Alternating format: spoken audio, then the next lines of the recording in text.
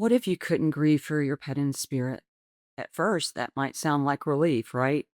No tears to catch you off guard, no ache in your chest when you least expect it, no waves of sadness that come out of nowhere, pulling you under. But what if I told you that the ability to grieve isn't the problem at all? What if grief is actually one of the most powerful parts of love and one of the most profound tools for soul growth that our pets ever give us? In this video, we're going to explore what grief really is, why it feels the way it does, and why we're so afraid of it, and what would actually be lost if we couldn't grieve at all. We'll also talk about the hidden gifts inside grief and how grief doesn't end your relationship with your pet. It transforms it into something even deeper and quieter and enduring. Because grief is not one single emotion. It is made up of a bucket load of shifting feelings of sadness and longing, regret, guilt, anger, confusion, despair, and sometimes even moments of peace that surprise you. And grief moves. It has energy to it. It can feel like a powerful wave that knocks you completely down. You gather yourself back up, you stand up, you take a few steps forward, and another wave hits you and you go down. And then another one hits you. Have you ever felt like that? I know I have. That doesn't mean you're doing grief wrong. It means that grief is alive. It means something inside you is still moving. So, if grief is this powerful, it must exist for a reason, right? Grief's not here to punish you, and it's not here to break you. And it's not a flaw in loving deeply. It's a privilege. Grief exists because love doesn't disappear when the body does. Grief is the mechanism that love uses to keep moving when the physical form is gone. Grief reveals the truth of our relationship with them and how very much they mattered. Most of us were taught, directly or indirectly, that grief is something you just get over, right? It just takes time, you move past it, or you manage it really quickly. Have any of you been taught that, or has anyone said that to you? Like, it's time you get over it and just get another pet. Oh my gosh, sometimes people can be extremely insensitive and tone deaf to losing a pet. And it can feel unbelievably isolating and lonely. I don't think we're afraid of grief because it's ugly. Although, truthfully, it can be, or at least feel that way. I was talking to someone who recently told me that they had been crying ugly tears over the loss of their pet. And it made me wonder, okay, first of all, what are ugly tears? And why are our tears considered ugly?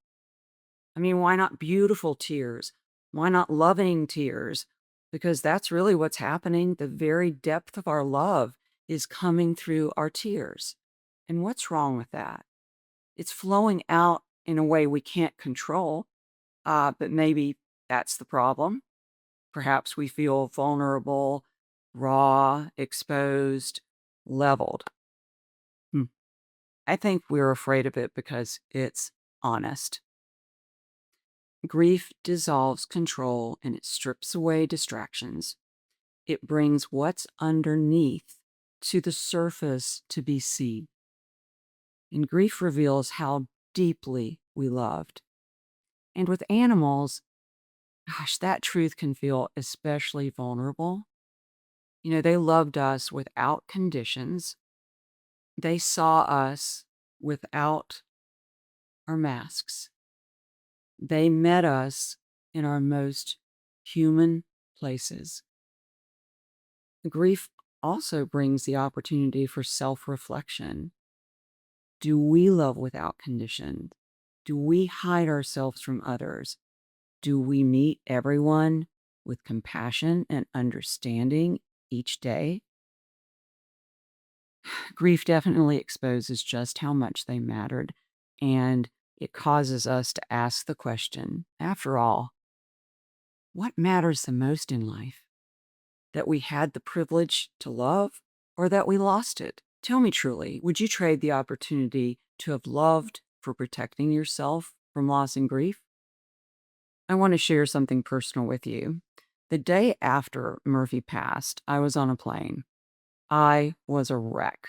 I couldn't stop crying, and I remember just staring out the window, feeling numb.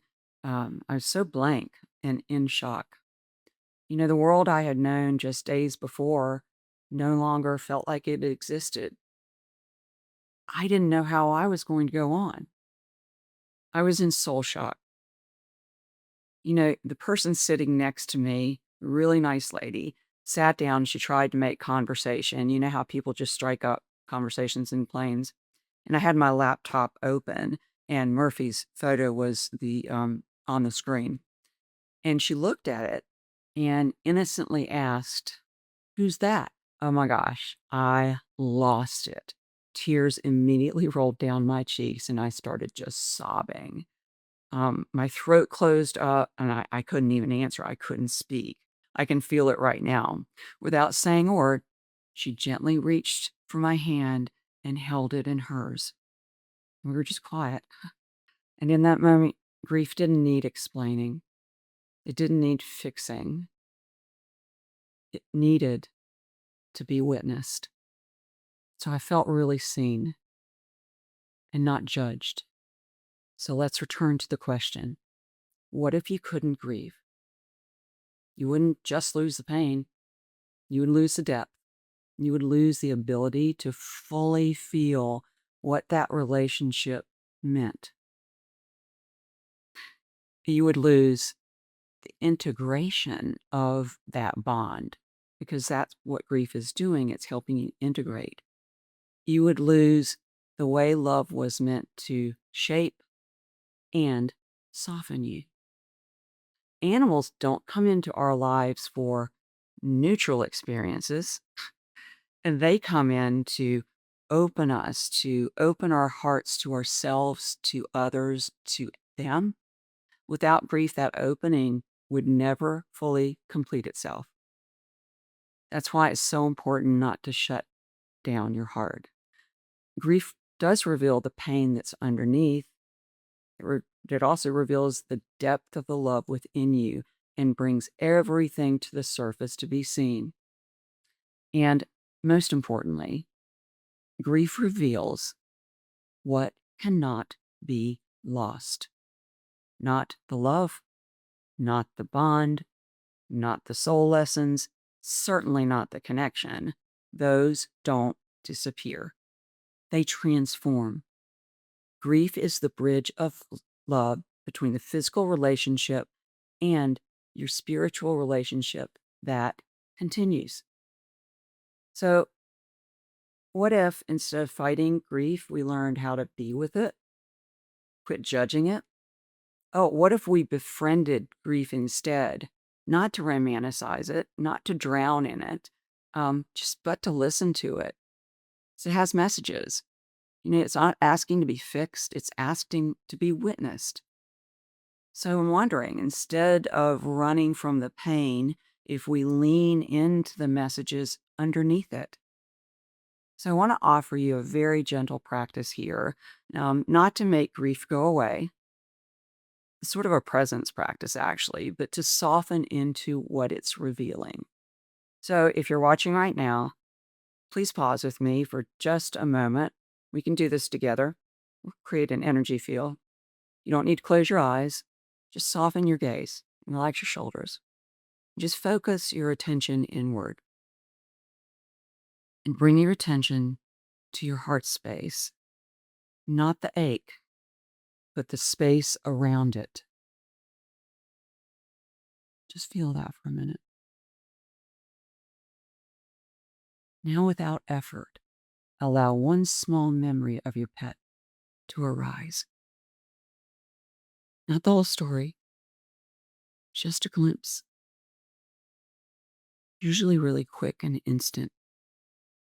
Maybe it was the way they looked at you and you see them. Maybe it's the feel of their presence when they were near you.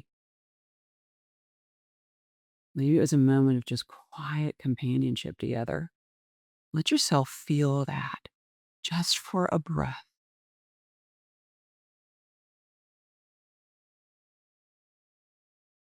This is a heart glimpse. You're not forcing connection, you're allowing it. Notice how love is still present, even inside the grief. And that's what grief is trying to show you. Sometimes it doesn't hit like that wave we talked about earlier. Sometimes it's what I call the grief undertow.